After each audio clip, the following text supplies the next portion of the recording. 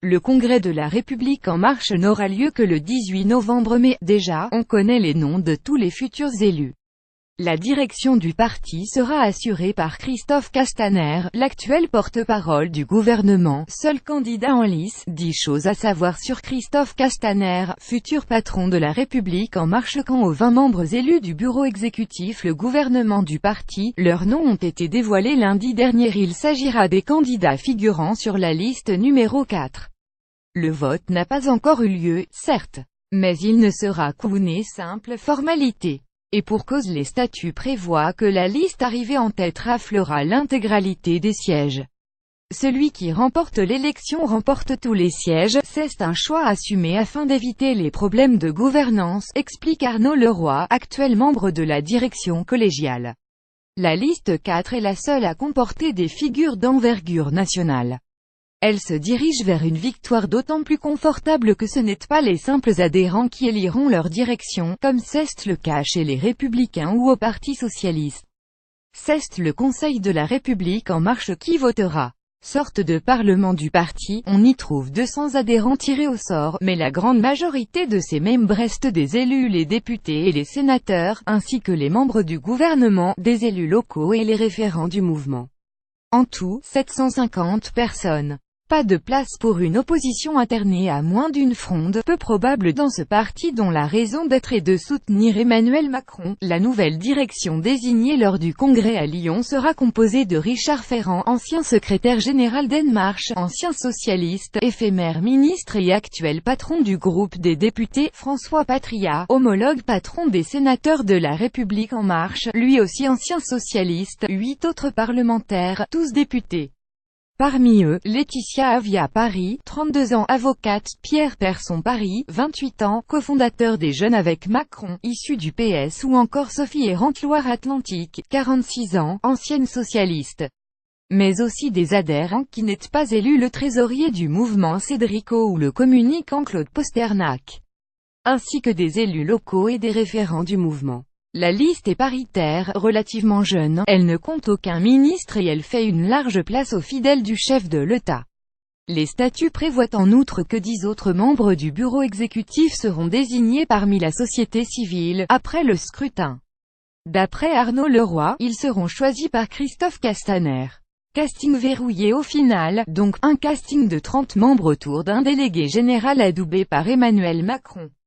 Un scrutin verrouillé, qui prête le flanc aux critiques contre le mode de fonctionnement peu démocratique du nouveau parti. Directrice de l'Observatoire de l'opinion de la Fondation Jean Jaurès, Chloé Morin y voit le signe d'un tâtonnement dans le fonctionnement de la République en marche. D'un côté, ce parti essaie d'innover, il développe de nouveaux services et expérimente des pratiques intéressantes qui tentent de répondre à la question centrale: à quoi peut servir un parti aujourd'hui? Mais de l'autre côté, il se sert des vieux partis comme contre-modèle, quitte à donner prise aux critiques qu'on entend sur le manque de démocratie interne. Un manque de démocratie que certains regrettent à demi-mot. J'aurais préféré un panachage entre les listes, reconnaît Saïda Hamada, députée de Marseille et candidat sur la liste numéro 3, un débat inexistant tandis que les listes 1 et 2 présentent des adhérents et des animateurs locaux. La liste 3 comporte 8 députés.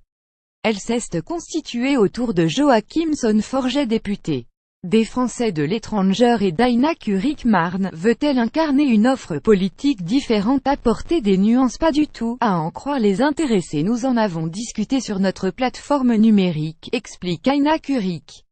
J'ai reçu des sollicitations, Delphino nous a rejoints, nous avons parlé avec des collègues dans l'hémicycle. Cela n'est joué par affinité, nous avons pu constituer une liste qui reflète bien la diversité des territoires, de l'outre-mer et des Français de l'étranger.